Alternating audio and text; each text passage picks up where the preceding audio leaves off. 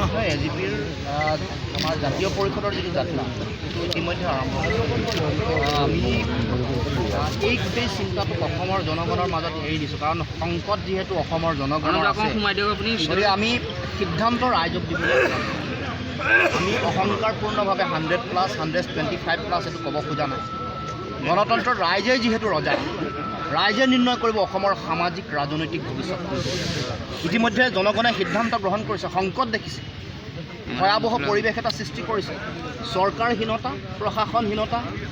চৰকাৰে কোনটো পৰ্যায়লৈকে অসমৰ জনগণক লৈ গৈছে দেখিছে। ধৰ্মীয় মেৰুকৰণ কৰিলে, কাজ জাপি দিয়াৰ পিছত আমাৰ ভাষা, সংস্কৃতি, ৰাজনৈতিক সামাজিক ভৱিষ্যত যে অনিশ্চিত, অতি ভয়াৱহ, এই কথা দেখিলে। ধৰ্মীয় উন্মাদনা দেখিলে, মানুহৰ মাজত সাম্প্ৰদায়িক মেৰু বিভাজন কৰা ৰাজনীতি দেখিলে, ভোট বেংকৰ ৰাজনীতি দেখিলে, চাকৰি দিম বুলি কৈ অলে সজুত দুৰ্নীতিৰ পাহাৰ দেখিলে, প্ৰশ্নকাকত প্ৰতি মুহূৰ্তত ফাটিল হয়, প্ৰতিটো সময়ত কেলেংকাৰী তদন্তখনৰ অভিযোগ আহে। এইবোৰ দেখিছে। বিনামূলীয়াকৈ চাউল খুৱাই 60 টকাত আলু খাব লগা পৰিৱেশ দেখিলে, 80 টকাত পিঁয়াজ খাব লগা পৰিৱেশ দেখিলে, 160 টকাত তেওঁলোকে মিঠাতেল কিনিব লগা পৰিৱেশ দেখিলে, বিনামূলীয়াকৈ গেছৰ যোগান ধৰাৰ পাছতে পিছদিনাখনৰ পৰা গেছৰ দাম বৃদ্ধি হোৱা দেখিলে, পেট্ৰল ডিজেলৰ মূল্য বৃদ্ধি দেখিলে, অত্যাৱশ্যকীয় সামগ্ৰীৰ নাম নাইকিয়া কৰি অত্যাৱশ্যকীয় সামগ্ৰী অতি উচ্চ হাৰত মূল্য বৃদ্ধি দেখিলে। এতিয়া সিদ্ধান্ত জনগণে ল'ব। জনগণে প্ৰশ্ন কৰিব যে আমাৰ খাজানা 3 গুণ কিয় বৃদ্ধি হ'ল? ব্ৰহ্মপুত্ৰ খনন কি হ'ল? ব্ৰহ্মপুত্ৰৰ দুয়োফালে এক্সপ্ৰেছ হাইৱে ক'ত গ'ল? মাজুলী আৰু যোৰহাট সংযোগী দলং কি হ'ল? এইবোৰ মৌলিক প্ৰশ্ন সুধিবলৈ আৰম্ভ কৰিছে। গতিকে এইবাৰ সিদ্ধান্ত ল'ব। সিদ্ধান্ত অসমৰ জনগণে উন্নয়নৰ পক্ষত দিব, উন্নয়নৰ স্বাৰ্থত দিব। আমি সেইকাৰণে জাতীয় পৰিষদৰ মূল লক্ষ্যটোৱেই হ'ল আমাৰ স্বাধিকাৰ, আমাৰ অধিকাৰ সুৰক্ষিত কৰা মূল লক্ষ্য ৰাজনৈতিক, সামাজিক সকলো সুৰক্ষা। তাৰ লগে লগে অৰ্থনীতিৰ বৰ ভেটি সুদৃঢ় কৰিব খুজিছোঁ। জাতীয় পুঁজি গঠনৰ যিটো প্ৰস্তাৱ, সেইটো আমাৰ মূল এটা লক্ষ্য হিচাপে থাকিব। সেইকাৰণে প্ৰতিটো বিষয়, অৰ্থনীতিৰ প্ৰতিটো বিষয়, গ্ৰাম্য অৰ্থনীতিৰ প্ৰতিটো বিষয়, আমাৰ অৰ্থনীতিৰ যিবোৰ বিষয়ত সম্ভাৱনীয়তা আছে, পটেঞ্চিয়েলিটি থকা সকলো বিষয়ত আমি এটা নিখুঁত এটা অৰ্থনৈতিক এজেণ্ডা আমাৰ থাকিব, কৰ্মপন্থা থাকিব। তাক লৈ আগবাঢ়ি যাম। কেনেকৈ সংস্থাপন হ'ব, কেনেকৈ স্বনিয়োজন হ'ব, কেনেকৈ আমাৰ জাতীয় অৰ্থনীতিৰ ভেটি সুদৃঢ় হ'ব, শক্তিশালী হ'ব। গতিকে বিগত সময়ছোৱাত কেৱল মাত্ৰ হিতাধিকাৰী আঁচনি, কেৱল মাত্ৰ ঠিকা ঠুকলি দি কমিশ্যনৰ চিন্তা, তাৰ বিপৰীতে নিজৰ ভৰিত নিজে থিয় হোৱা স্বাভিমানী জাতিসত্তা, যিটো আমি কৈ আহিছোঁ আত্মনিৰ্ভৰশীল, স্বনিৰ্ভৰশীলৰ শ্লোগান, কেৱল মাত্ৰ তেওঁলোকে সভাসমিতি হয়। আমি হাতে কামে কৰিব খুজিছোঁ। কোনো কাৰণত যাতে আমাৰ জাতীয় পুঁজিৰ বহিৰ্গমন নহয়। জাতীয় পুঁজি ইয়াতে ৰাখি অৰ্থনীতিৰ আমি প্ৰডাক্টিভ অৰ্থনীতি, যিটো উৎপাদনশীল যিটো অৰ্থনীতি, সেই অৰ্থনীতি হ'ব আমাৰ মূল চিন্তা, মূল লক্ষ্য। যাতে কোনো কাৰণতে কেতিয়াও আমি দিল্লীৰ ওচৰত বা বেলেগৰ ওচৰত হাত পাতিব লগা নহয়। 22,000-25,000 কোটি টকা ঋণৰ বোজা আমি ল'ব লগা নহয়। স্বাধীনতাৰ সময়লৈকে অসমৰ মানুহে কেৱল মাত্ৰ লোনহে আমদানি কৰিছিল। লোন, নিমখ আমদানি কৰিছিল। GDP আছিল ভাৰতবৰ্ষৰ ভিতৰত আটাইতকৈ বেছি। এতিয়া কিয় প্ৰতিটো বিষয়, যিমান নিত্য ব্যৱহাৰ্য সামগ্ৰী আছে, অত্যাৱশ্যকীয় সামগ্ৰী আছে, সকলো কিয় আমদানি কৰিব লগা?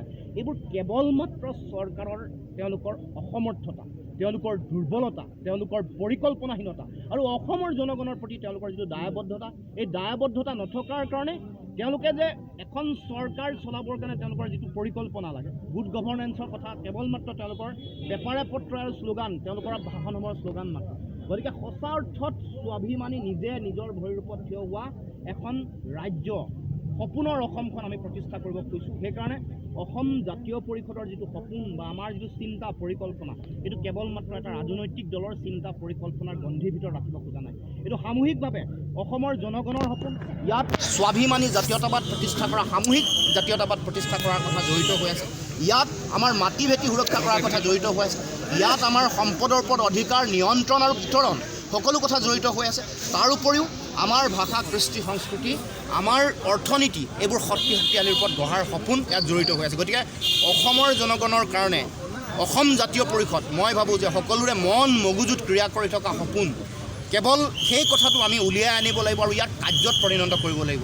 নিৰ্বাচনৰ আগত বক্তব্য দিয়া কথা বা মানুহক দিয়া প্ৰতিশ্ৰুতি নহয়, ই এটা যাত্ৰা আৰু অসমৰ মানুহক স্বাভিমানী, আপোচবিহীন এটা শক্তিশালী জাতিসত্তা হিচাপে আত্মপ্ৰতিষ্ঠা কৰাৰ সপোন আৰু লক্ষ্য ইয়াত জড়িত। ৰাইজৰ দলৰ লগত মিত্ৰতা হ'বগৈ নেকি? কেতিয়া হ'ব?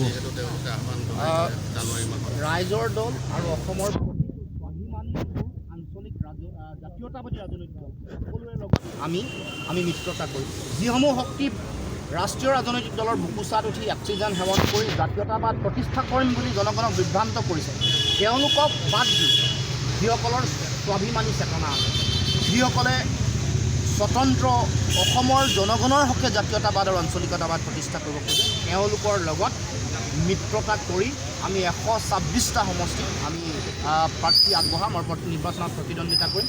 এটা কথা অসমৰ জনগণক মই ক'ব খুজিছোঁ, ৰাইজে এইবাৰ ইচ্ছা কৰিলে, ৰাইজে এইবাৰ এই সংকট দেখাৰ পিছত মই ভাবোঁ যে 21 চনত অসমত জাতীয়তাবাদৰ এখন চৰকাৰ হ'ব, জাতীয়তাবাদী এখন চৰকাৰ হ'ব, আৰু এই চৰকাৰখন অসমৰ জনগণৰ সপোন, আস্থা, তেওঁলোকৰ বিশ্বাস আৰু তেওঁলোকৰ সুৰক্ষিত ভৱিষ্যতৰ কাৰণে এখন শক্তিশালী চৰকাৰ হিচাপে পৰিগণিত হ'ব। বিজেপি অখিল গগৈক মুক্তি কৰি দিব লাগে, বিনা চৰ্তে মুক্তি দিবৰ কাৰণে প্ৰথম দিনটো ৰাজনৈতিক অভিৱৰ্তনৰ দিনৰ মুকলি সভাত আমি স্পষ্টভাৱে উল্লেখ কৰিছোঁ।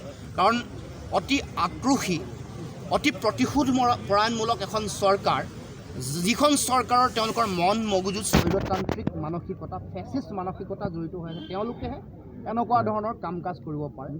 এনেকৈ দীৰ্ঘদিন ধৰি এগৰাকী ব্যক্তিক, যিগৰাকী ব্যক্তিয়ে কোনো ধৰণৰ ৰাষ্ট্ৰদ্ৰোহ কৰা নাই, প্ৰতিষ্ঠান বিৰোধী এটা গণ আন্দোলনত চামিল হৈছে, জাতিৰ হকে মাত মাতিছে, তেওঁলোকক এনেকৈ কাৰাবন্দী কৰি ৰাখিছে। কিছু সময় পূৰ্বে বিজেপিৰ ফালৰ পৰা কোৱা হৈছে লুইন আৰু ৰখিয়ে নিজে নেতা হ'ব বিচাৰিছে, তেখেতসকলৰ কোনো গণভিত্তি নাই, গতিকে তেখেতসকলে নিজে নেতা হ'বৰ কাৰণে তেখেতসকলে ৰাজনীতিত জুপিয়াই পৰিছে বুলি কৈছে। কি ক'ব অসমৰ?